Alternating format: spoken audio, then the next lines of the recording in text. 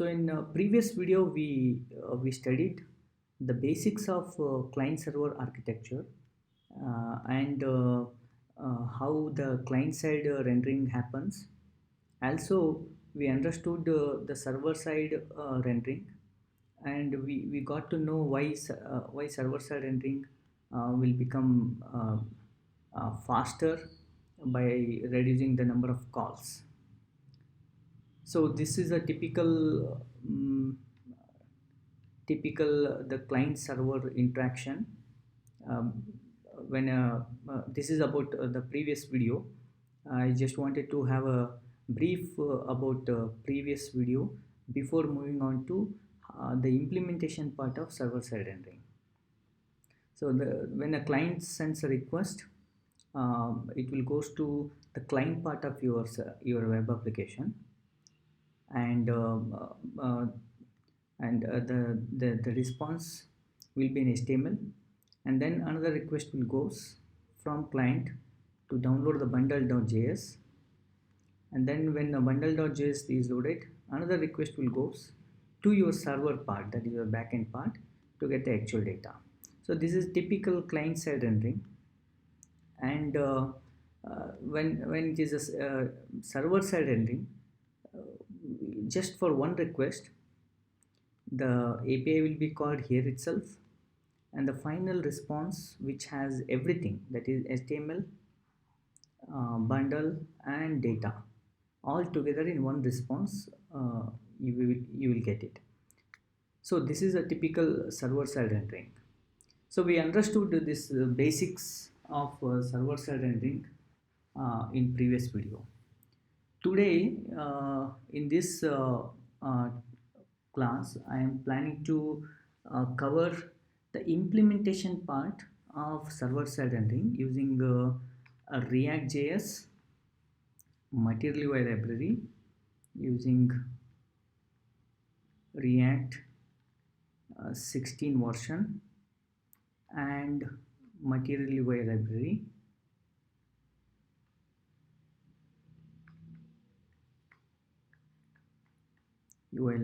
plus redux. So in this tutorial we will understand how to implement it. I will go through the boilerplate code which is already there in GitHub, and I will give the link of GitHub source code also at the end of the tutorial, at the end of the class. So before going to the code, so for server side rendering, let us see what we have to do, what is necessary steps we have to go through. So for SSR, that is server side rendering, the first thing we have to do in a React.js application is setting up expressjs. Set up expressjs.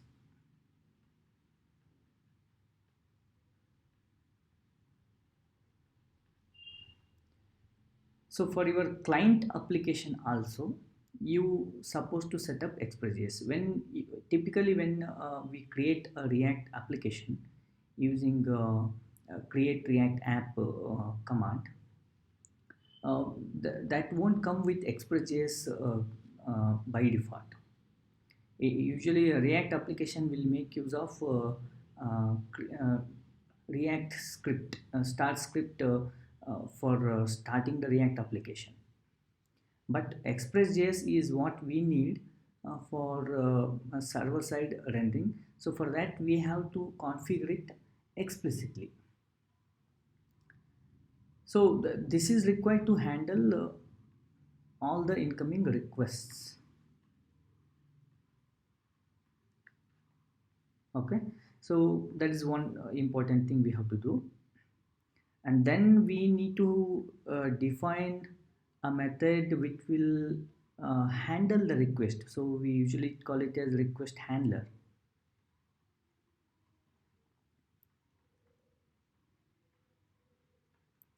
So we need a method which will handle all the incoming requests, so that it will take care of everything that is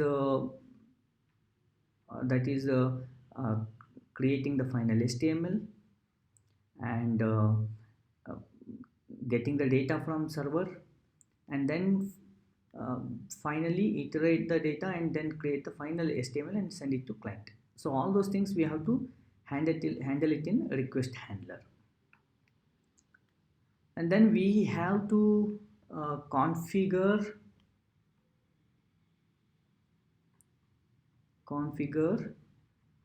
routes, your client side routes at server side, your client application routes at server side.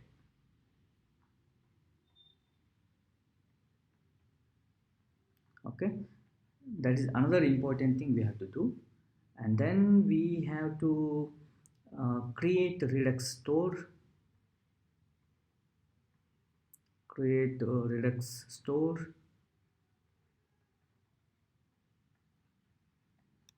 and configure redux, and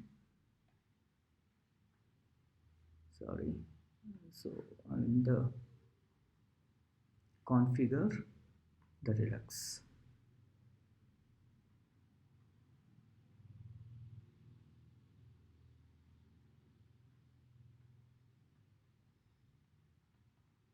Okay, and then we have to uh, invoke APIs,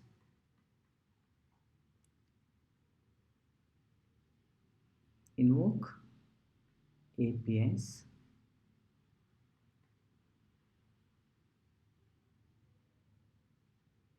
okay, that is also we have to do. So all these steps are necessary to achieve the final uh, complete server side rendering. So I will just go through the piece of code what is already written.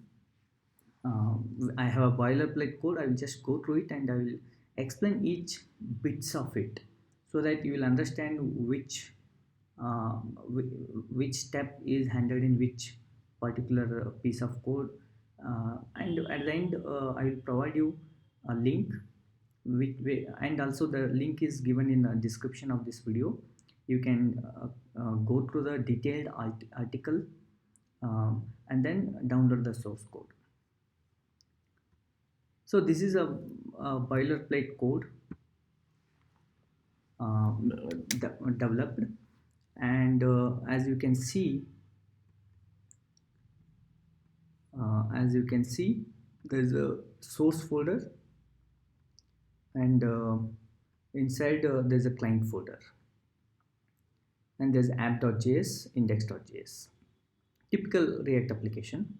Before going to the code, let us see what we have in package.json. So we need some uh, Babel preset configuration, npm modules, and the material UI library 3.9.3 version. Now we have a latest 4x version, and we need Axios for API calls, and we need expressjs, and React 16, and react-ssr. Okay, react-ssr is required, which allows using JavaScript for CSS styling, and React Redux, and Redux, and Redux Thunk, and these are the start scripts.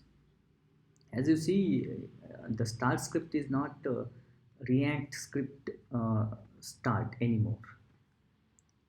The moment we have a server side rendering, we have to run our own script. Okay, so that is what we need. All these packages are required, and let me start from beginning. So our index.js file is straightforward. It doesn't change. We just have to load our app component, and in app component, so we need a Redux provider. So this is a client side setup. So again, I missed one important thing. All these things are server-side setups for SSR, all these things, but there is a client-side setup also. So along with this server-side setup, okay, this is server-side.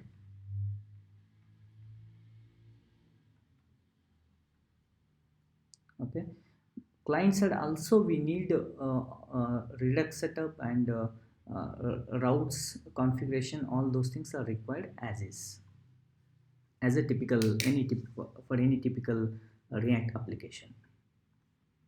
So we need a provider, and JSS provider, as I said, JSS provider will allow using JavaScript for CSS styling uh, in a declarative, conflict-free, reusable way. Okay, so that is one thing, and few we need to create MUI theme, which is a theme provider for in material UI library, and create generate class name. This is required. This will return a function which returns a class name generator function. A class name generator, the generator should be that generator we have to provide it to the JSS. So JSS provider is the one which will allow using JavaScript for CSS styling. So for that we have to provide this class name generator function. So for that sake we have to create that and then pass it to JSS provider. If you see this structure, the first thing is the redux provider. For that we have to create a store and then pass that store object to provider. And then this is a typical browser router and JSS provider, for which we are passing this generate class name function. And this is a MUI theme provider by a material UI library, and you can create your theme by defining the palette by your primary color and the type of the theme. It may be light or dark, whichever you would like to go for, and then provide that theme to theme provider, and then finally pass the routes. So the route file has all the routes. I just defined two routes now. One is for about and landing page using switch component. So this is typical defining routes in any React application. So the same way I just defined all the routes. Okay, and then we need all reducers. So I just defined two reducers. One is a common reducer and about reducer. So I'm using combined reducers of Redux library to combine all the reducers here. So this is also no difference with respect to client side rendering and server side rendering. The only important thing is these reducers will be used, and these routes will be used in server side also. So this is a app.js and index.js, which is a client side part of your application. Now let us see, and this pages and reducers doesn't change with respect to server side rendering. In pages component, is some changes will come. I will explain that later. So before going to that, let us see what piece of code is very important at server side. So we will be having a client server. I named it as client server because as I said, the client part of your application has a server which is responding to incoming requests. So that's why I named it as client server.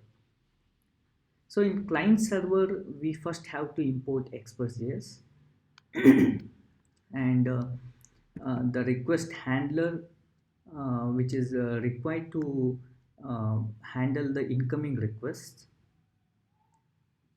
And finally, we have to provide that request handler to your expressjs. So using app.use request handler. So that's all in a client server file. And then in request handler, we are importing a handle render method. So this is where the server side rendering happens. And in this method, we first we first iterate through all the routes configurations. So we'll define all the routes in a routes config file. In this file, for every path, we'll just mention what is the component. And then that routes will be iterated for a given request. We'll match that request path and we'll get that component.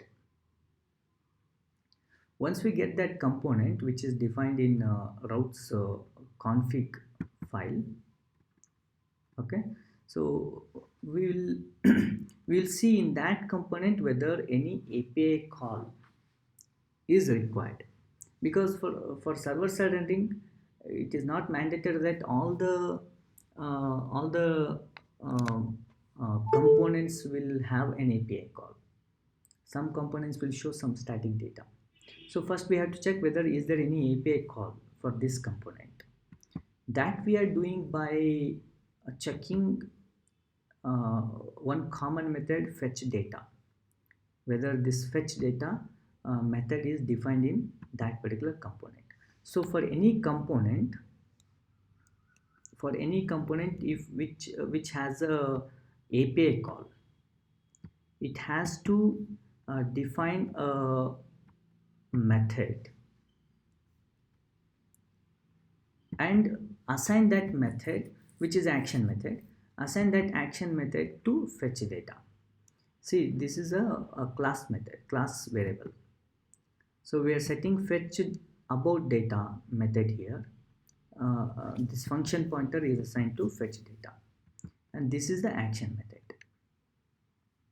So when the request comes at your server side, we'll get that component and we'll see whether fetch data is defined. If you see the landing component, there is no method defined for that. So for landing component request, this condition will fail. So if there's a method, we'll invoke that API. So this is where the API calling happening from your backend. That is your client part of your backend, server part of your client application. And we'll pass whatever input is coming to that call for that request to this function. And if you see in that function, we'll actually invoke an API using Axios, and then just resolve that. So here the data will come at your server side only. All these things happening at server side. Once the response is there, once the data is once we get the data, we pass it to render view. Render view is the method which is actually finally constructing the final HTML code, HTML which has HTML bundle and data all together. So here also we have to define the theme for material UI and create the store for redux, and then generate class name, which we have to provide it to JSS, and then we have to define the provider, and then we have to use static router here, then the routes part. and whatever the routes we have defined already in the routes file, the same routes file we will import it here as well, and even reducers also. So all these things we are doing it at server side. Okay, so that is finally give it to render to string, which will finally create a react component, and that react component we finally will replace in the index.html content. So we are reading index.html file here using a file reading fs library. Read the index.html, get the data, that is actual HTML content, and replace using string matching. We are replacing the whole uh, uh, uh, this div route, which is a root div.